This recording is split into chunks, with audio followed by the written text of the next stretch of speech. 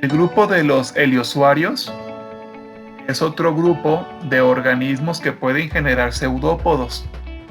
En esta exposición vamos a abordar a los heliosuarios y a un grupo que se llama centroélide. Este grupo de centroélide en algún momento estuvieron dentro de los heliosuarios. Sin embargo, de acuerdo a un estudio de biología molecular, se hicieron algunas relaciones filogenéticas en donde centroélide se encuentra en diferentes grupos. Se encuentra fuera de los heliosuarios y se encuentra también fuera de los radiolarios.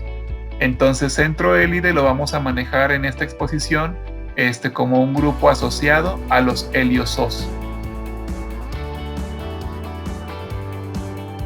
Vamos a abordar qué son, dónde viven, cuál es su hábitat, sus tipos morfológicos, tamaño, alimentación, características bioquímicas, ciclo de vida, caracteres taxonómicos, diversidad y sistemática. Los heliosuarios, su nombre como se escucha, helio porque se parece mucho a un sol y suario porque es un animalúnculo. En este caso se les conoce como animalúnculos cuando fue la primera descripción. Actualmente se denominan animaloides. Son organismos que también son unicelulares, pero si podemos observar estas fotografías, nos damos cuenta que son organismos unicelulares que se encuentran desnudos, no presentan una testa o una concha como los foraminíferos y tampoco presentan testas como los radiolarios. Sin embargo, podemos observar que aquí alrededor se ve como que estuviera un poco chinito. No sé si alcancen a observar una pequeña nubecita o esto pequeño como conjunto de ovalitos, porque algunos de los heliosuarios, ya que no pueden generar estructuras de protección como testas o conchas, pudieron desarrollar algunas pequeñas escamas de sílice que en algún momento se confundieron con diatomeas. Parecía como que todo esto estaba rodeado de diatomeas, pero no son diatomeas. Son pequeñas escamas de sílice muy parecidas a las que se presentan en las sinurofisias o a las que se presentan en algunas crisofisias. Algunas escamas son escamas redondeadas, algunas son ovaladas, otras son romboidales y otras escamas van a aparecer como pequeñas espinas, por eso no se alcanzan a distinguir muy bien. Son organismos unicelulares acuáticos que tienen la capacidad de proyectar pseudópodos, pero los pseudópodos de los heliosuarios no sufren anastomosis, es decir, no se fusionan en la parte final del pseudópodo.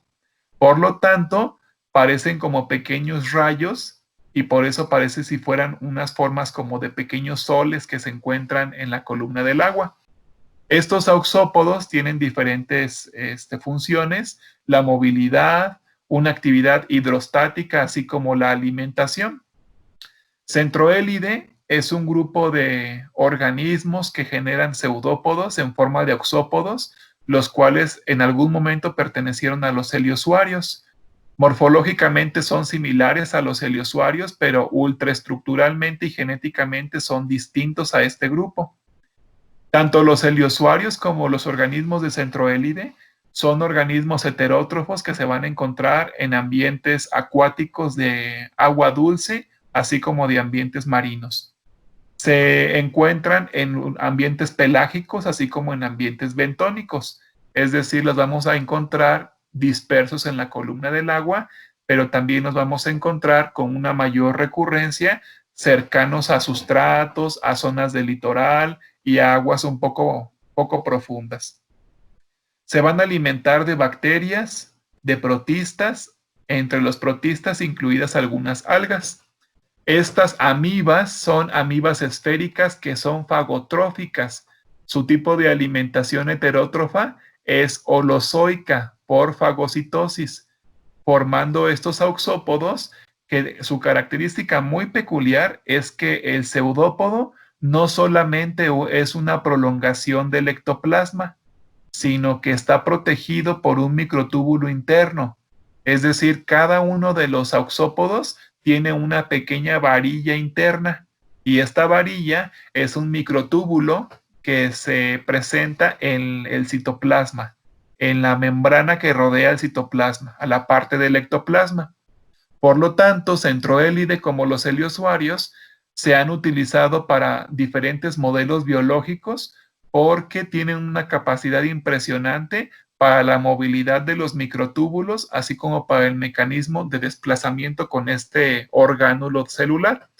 Tendríamos aquí al género Acanthocystis, que si lo observamos, presenta alrededor una pequeña cobertura de espinas de sílice, y tenemos aquí a los auxópodos que se ven como que están muy rígidos, no se ve que estén aguados, como si fueran deditos aguados, se ve que están rígidos, y están rígidos porque en la parte interna tienen microtúbulos.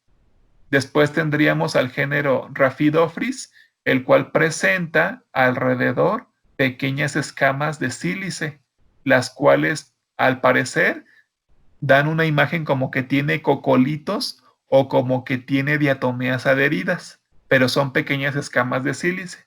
Y podemos observar estos auxópodos muy largos, muy firmes por la presencia de estos microtúbulos. Aquí tendríamos otra especie del género Rhaphidophris, el cual en este caso está presentando un proceso de reproducción.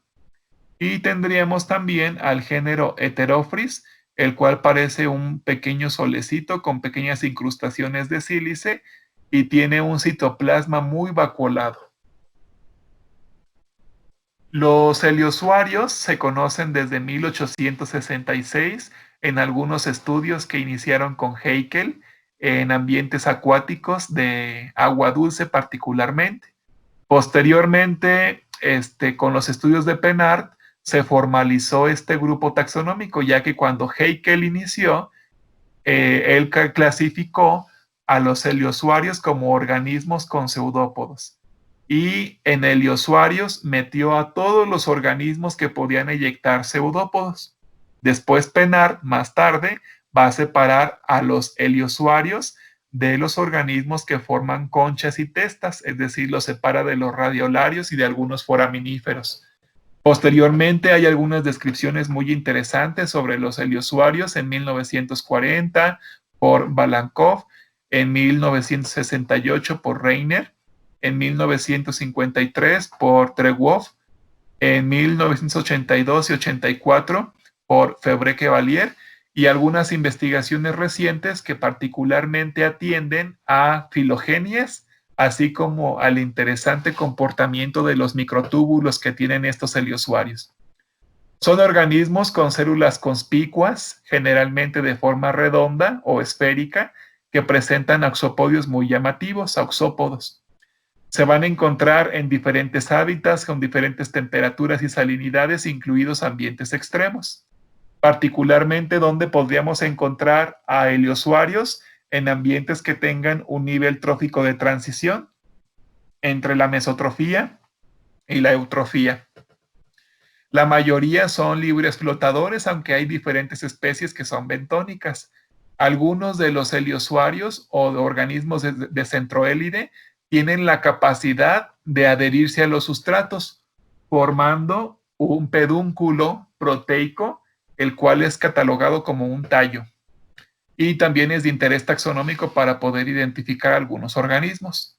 El tamaño de los heliosuarios puede ser de 500 micras en diámetro, es decir, la mayoría de los organismos son microplanctónicos, y los auxópodos los han convertido en una herramienta muy útil para la biomedicina, ya que se desarrollan diferentes estudios sobre estructuras bioquímicas y caracteres ultraestructurales de los microtúbulos para poder hacer reconstrucciones de los microtúbulos en células eucariotas. Los heliosuarios van a presentar diferentes grupos: los centroélidos, que actualmente ya es un grupo separado, los actinófridos, los clatulínidos o los dimórfidos, así como los ginofaéridos. En estos grupos tendríamos diferentes constituciones morfológicas. Algunos estudios de filogenética molecular han permitido separar actualmente a los grupos de los heliosuarios. Ya no están en un solo clado, en un solo grupo, sino se ha observado que se encuentran en diferentes lugares, es decir, su origen es un origen polifilético, no es monofilético. Varios de los heliosuarios se van a encontrar dentro del grupo de los centroélidos. Tendríamos, por ejemplo, aquí otras especies, a la especie Polyplacosistis, que presenta, no sé si lo alcanzan a notar muy bien, pero son pequeñas agujas, y estas pequeñas agujas son agujas de sílice que rodean a la cápsula y que rodean a la parte basal de los auxópodos. Entonces parece que tiene diferentes placas, por eso el género Polyplacosistis. Después tenemos el género Actinophrys con su especie Actinophrys sol, que parece un pequeño solecito microscópico, así como Actinospherium, que presenta no solamente la cápsula, sino esta cápsula está septada. Se alcanza a ver como unas pequeñas divisiones en el septo de la cápsula. Tendríamos a otras especies como el género Actinosphaeridium, el cual, como lo podemos observar aquí, tiene una envoltura de un mucílago alrededor, tiene sus auxópodos y además genera esta estructura que es un pedúnculo al cual le denominan tallo. Tendríamos al género Edriocystis, el cual presenta también este pequeño tallo o pedúnculo proteico. Tendríamos este mucílago proteico y después adentro la cápsula, la cual presentaría algunos auxópodos que son muy poco abundantes y un poco gruesos por la densidad de los microtúbulos que lo sostienen. Y el género que es Clatrurina, el cual, si lo observan muy bien, presenta una cápsula que parece que tiene divisiones poliédricas, además de presentar sus auxópodos y este tallo o pedúnculo que le permite adherirse a los sustratos. ¿Dónde viven los heliosuarios? Los heliosuarios los vamos a encontrar en el agua dulce, así como fueron los primeros estudios en donde los referenciaron, pero también los podemos encontrar en ambientes marinos. Se les encuentra en ambientes continentales de agua dulce, salobre, en agua marina, en ambientes oceánicos, pero con mayor frecuencia en zona litoral. Los vamos a encontrar en los lugares donde esté una luz natural, es decir, en la zona eufótica, ya que estos organismos les gusta vivir en las capas trofogénicas, no porque hagan fotosíntesis, sino por la capacidad que tienen para desplazarse en esta zona con luz en donde hay una mayor diversidad de alimento.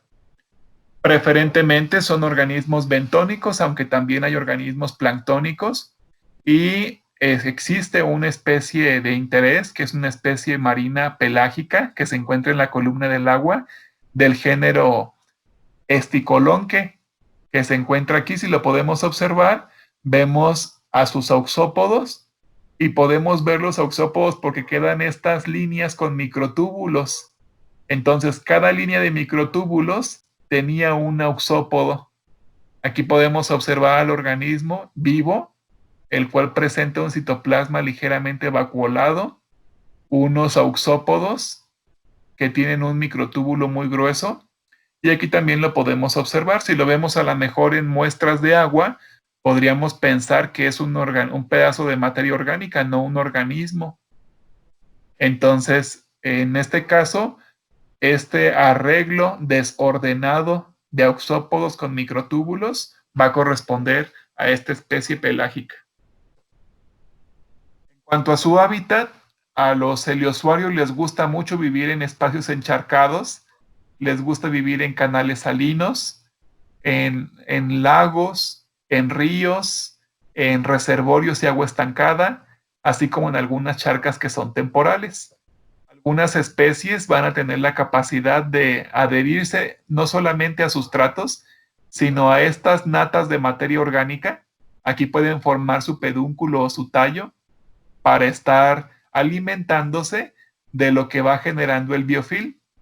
Entonces, por ejemplo, el género Cratulina es un género muy común de la formación de este tallo o este pie. Aquí podemos observar la cápsula, los microtúbulos que tienen auxópodos, o más bien auxópodos que recubren a microtúbulos.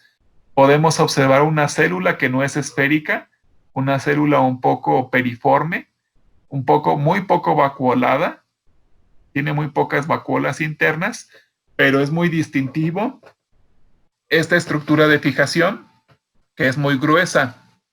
Y aquí podríamos observar a otra especie también, al género Actinosphaeridium.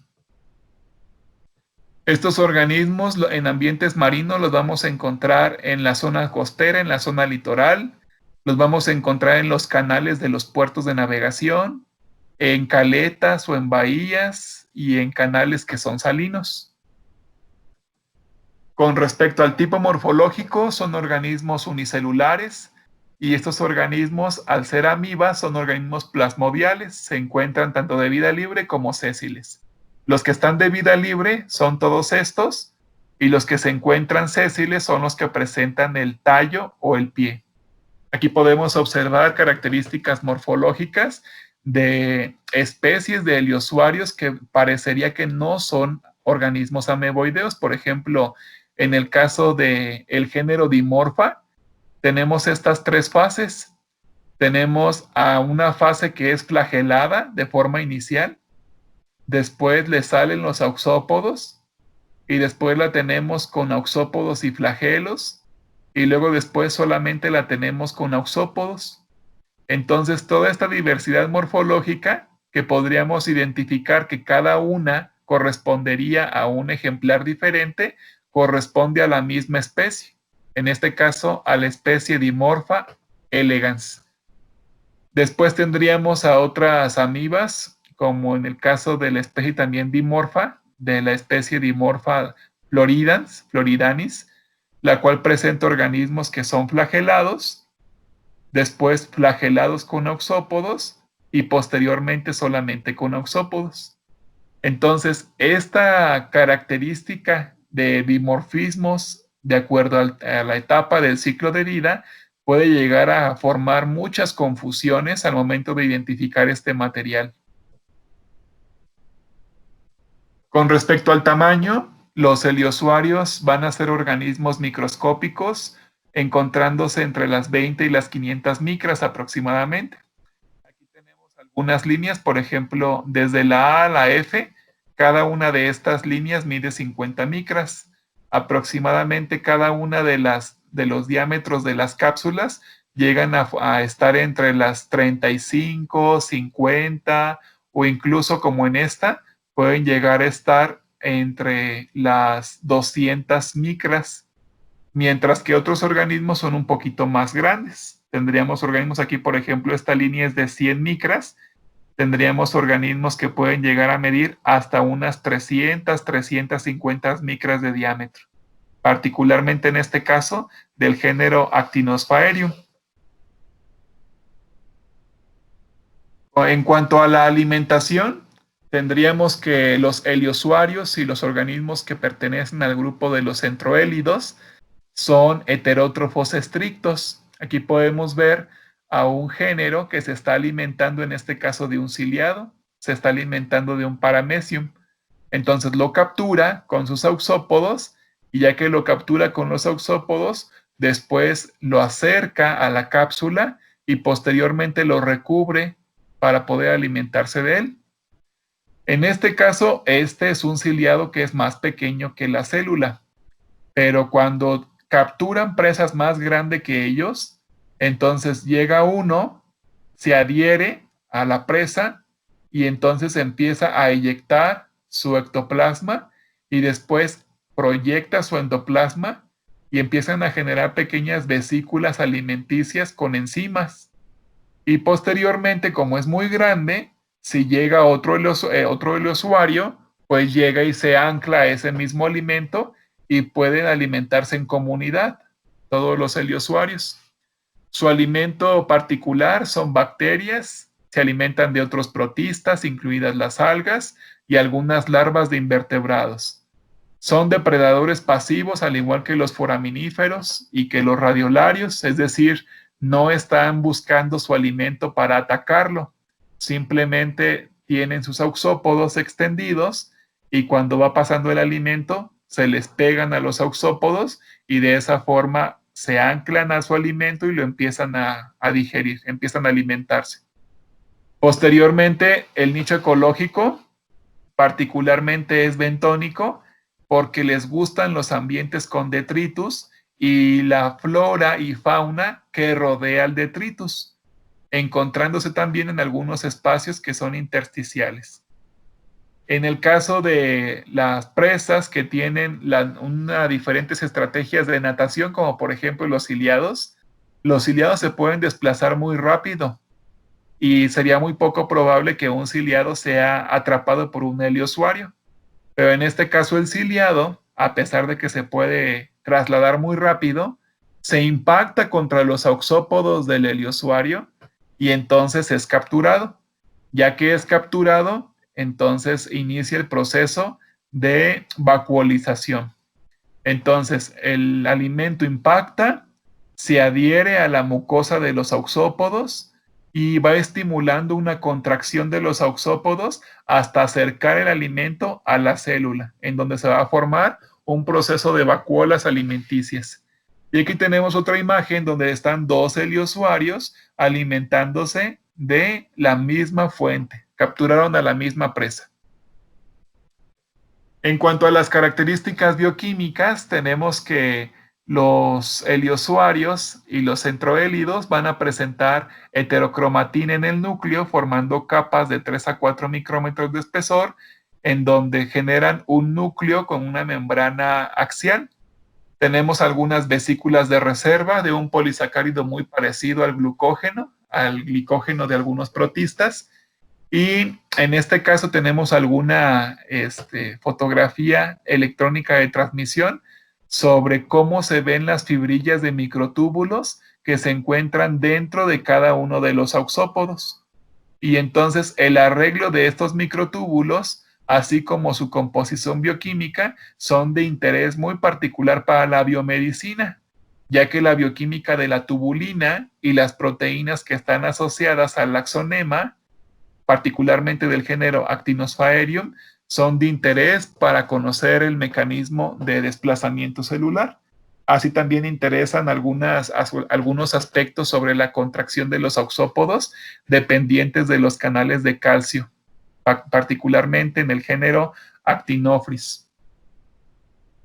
En cuanto al ciclo de vida, la reproducción de los heliosuarios va a ser asexual. Tendríamos que la reproducción asexual es por división o fisión binaria. Estaría este organismo ameboideo, el cual tendría un proceso de reproducción asexual por mitosis hasta sufrir una citocinesis para dar origen a dos células nuevas.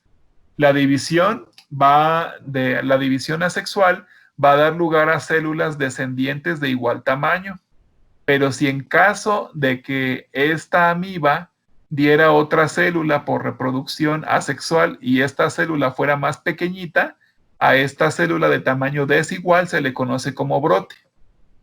La fisión múltiple o la multiplicación de los núcleos va a ser seguida por una división sincrónica, es decir, hay algunos heliosuarios que pueden llegar a tener una fisión múltiple, se pueden dividir por diferentes regiones para dar uno solo a muchas células, no solamente a dos, sino a diferentes células. Y una vez que se da la división de las células, seguiría la multiplicación de los núcleos. La división de algunas especies que son sésiles se les conoce como estructuras acechadas, va a tener lugar ya sea en la cápsula o en la base. Es decir, se puede llegar a partir de la cápsula para generar organismos nuevos o de la base de la cápsula para generar organismos nuevos. Y este organismo ameboideo, la función que tendría sería recuperar el contenido celular de la parte que se desprendió. Es decir, que si se desprende esta sección, el organismo recupera toda esta por eventos mitóticos.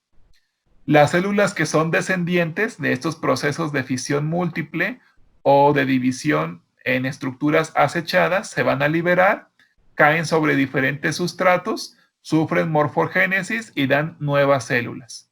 Aquí tendríamos al género Actinophrys con sus estructuras silíceas en forma de pequeñas cuñas tendríamos al género Actinopsaerium con esta cápsula que está dividida en estructuras que son ligeramente romboidales. Y aquí tenemos también a uno de los géneros que habíamos mencionado con anterioridad. Tenemos, a ver cuál género. Género Heterophris. Y este género Heterophris rodeado por esta masa de pequeñas partículas de sílice. En cuanto al ciclo de vida, que corresponde a la reproducción sexual, esta reproducción sexual ocurre por un proceso de autogamia. Es decir, si un foraminífero se reproduce por gametogamia, gamontogamia y autogamia, en este caso los heliosuarios atienden a la autogamia. La autogamia se refiere a la generación de gametos y a la fusión de los gametos dentro de la célula. Es decir, tenemos el quiste genera dos estructuras, que en este caso son los gamontes. Los gamontes por meiosis, ahora el gamonte, a diferencia de los foraminíferos, el gamonte por meiosis da a los gametos, ya que en los foraminíferos el agamonte por meiosis da gamontes. Aquí es un poquito diferente. El gamonte por meiosis da origen a los gametos. Y los gametos, si lo podemos ver en este esquema, no salen de la célula, se quedan dentro de la célula y entonces sufren singamia, la fusión, y se genera un quiste. Aquí nuestra pregunta sería si los eventos de reproducción sexual sirven para incrementar la variabilidad genética del organismo. ¿Qué beneficio tiene que un organismo haga sus propios gametos y que ese organismo se autofecunde y genere estructuras? Aquí la ventaja para los heliosuarios, así como para los foraminíferos que también generan autogamia, es la formación del quiste.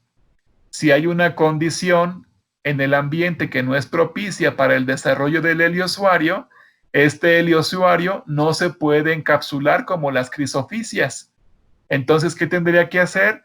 Tendría que generar un quiste. ¿Cuál es el proceso para generar el quiste? Este heliosuario genera su quiste, el quiste genera gamontes, el gamonte genera gametos, los gametos se fusionan y se genera un quiste de resistencia. ¿Cuál es la diferencia del quiste que sale de esta estructura al quiste que sale de la fecundación sexual? Si revisamos, este solo tiene una capa y este tiene varias capas. Este es un quiste de resistencia. Entonces, este quiste de resistencia le permitiría resistir a las variaciones ambientales o a las condiciones adversas del ambiente para que cuando se den las condiciones propicias se vuelva a recuperar el adulto de nuevo. En este caso el adulto sería diploide, el gamonte sería diploide, los gametos serían haploides, el cigoto sería diploide. En singamia va a ocurrir en los quistes de Actinophrys y Actinophaerium. La célula madre, que es esta que está aquí, se enquista, va a formar a la gamoquiste. El gamoquiste produce gametos, los gametos se fusionan y ya que se fusionan dan origen al cigoquiste, el cual es una estructura de resistencia.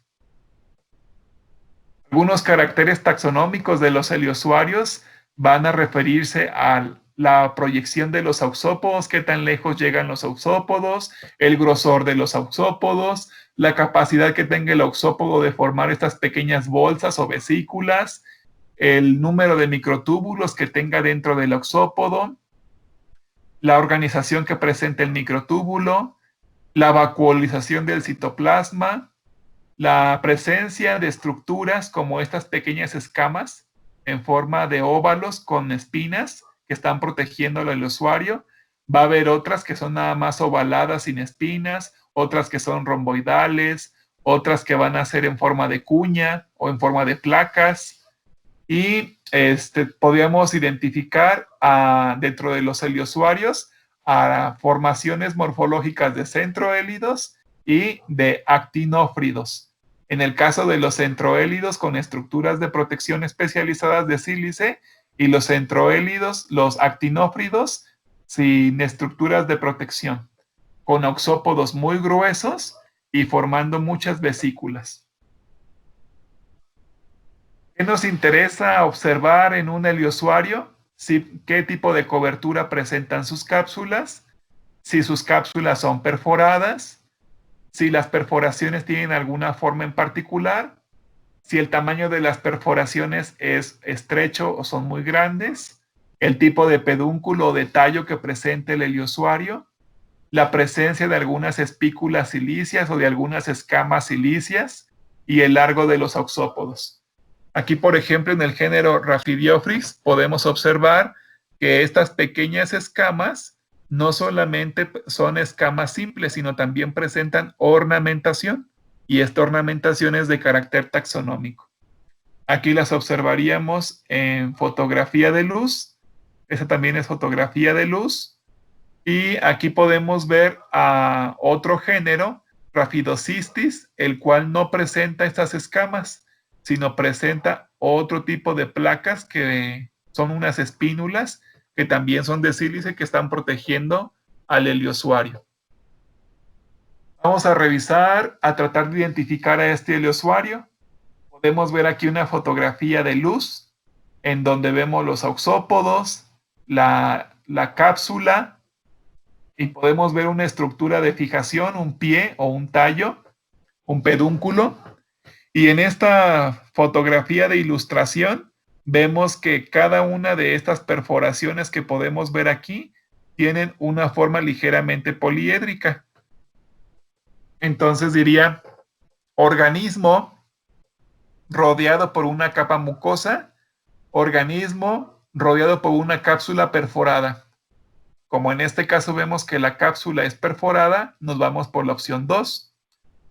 La cápsula presenta grandes aberturas, normalmente en forma de red, o la cápsula no presenta forma de red y está perforada con poros pequeños. En este caso vemos que nuestra cápsula no presenta poros pequeños, son poros muy grandes y además se ve como una estructura reticular. Nos iríamos por la opción... No, perdón, voy a corregir aquí un poquito. Tendríamos cápsula que presenta grandes aberturas, normalmente en forma de red. Cápsula que no presenta forma de red y está perforada con poros pequeños. En el caso del género...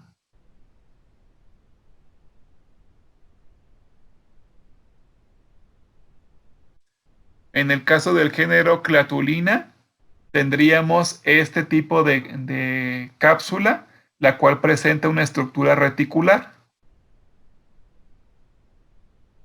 En el caso del organismo que estamos identificando, presenta una estructura de red, pero solamente en la sección que es lateral. La parte interna no parece una estructura reticular. Entonces, como no es una retícula completa, sería que la cápsula no presenta una forma de red. Nos iríamos por la opción 3. La opción 3 dice que la cápsula se estrecha gradualmente para formar un tallo cónico corto. La cápsula se diferencia claramente por un tubo largo como tallo. Aquí tendríamos un tubo muy largo, nos iríamos por la opción 4. Cápsula lisa. Pared de la cápsula compuesta por facetas poligonales articuladas. En este caso la cápsula no es lisa, presenta algunos polígonos y este organismo sería del género Penardiophrix. Tendríamos, por ejemplo, aquí un organismo que sí presenta una caliptra en forma de red, en forma de retícula, que pertenece al género Cratulina. Y aquí tendríamos que dentro de la diversidad del grupo estarían los centroélidos, actonífridos, claturínidos, dimórfidos y gimnosféridos. Hay algunos estudios de filogenética molecular, como ya lo habíamos mencionado, que ha separado actualmente a los grupos de los heliosuarios, ya no como un grupo que es monofilético, sino como un grupo polifilético. En este estudio se puede observar que los heliosuarios son de color gris. Aquí tendríamos que todo este grupo que está en color gris es el grupo de los heliosuarios. Pero además, adentro de ese grupo de los heliosuarios, tenemos organismos que son radiolarios. Estos negros son grupos de radiolarios.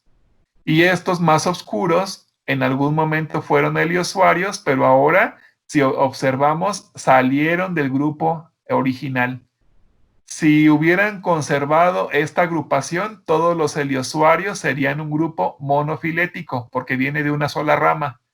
Pero como aquí viene de diferentes ramas, entonces tendríamos un grupo polifilético. Teníamos heliosuarios de centroélide, heliosuarios de actonífridos, heliosuarios de montorácidos, heliosuarios de taxopodios. Entonces tendríamos un grupo muy extenso de heliosuarios, por lo cual actualmente su configuración taxonómica está en reestructuración. En cuanto a su relación con otros grupos, aquí tenemos al grupo de los Rhizaria, donde se encuentran los foraminíferos. Tendríamos a los excavados, donde se encuentran los kinetoplástidos, los eulenoideos. Amebozoa, donde se encuentran las amibas de vida libre y las amibas que son loricadas. Y si revisamos este clado completo, tendríamos que el grupo de los heliosuarios los vamos a encontrar en diferentes secciones.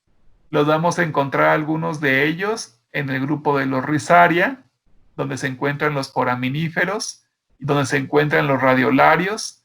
Algunos de ellos los vamos a encontrar asociados al grupo de los ameboideos y a otros de ellos los vamos a encontrar asociados a un grupo cercano a los opistocontos. Entonces, aquí, por ejemplo, si revisamos a los centroélidos, salen totalmente del grupo de los ameboideos hasta el grupo de las aptofisias, donde se encuentran los organismos de Stramenófila, heterocontos, alveolados y algunos rhizarios. Entonces, en este caso, centroélida, que es un grupo que salió de los heliosuarios que se encontraban en Rhizaria, actualmente se asocia un poco más a aptofisias, a refománidos y a organismos que se encuentran dentro del grupo de los heterocontos. Alguna literatura interesante para abordar al grupo de los heliosuarios está el libro de los protistas, así como una revisión sobre una filogenia molecular de los centroélidos, que son heliosuarios, una investigación sobre taxonomía y filogenia de heliosuarios para separar el grupo de los actonífridos y otra para separar al grupo de los dimórfidos. Entonces son literatura interesante para revisar el grupo de los heliosuarios, así como este libro que es Ecología y Biología General, que habla también del grupo de los heliosuarios y sus relaciones con otros protistas.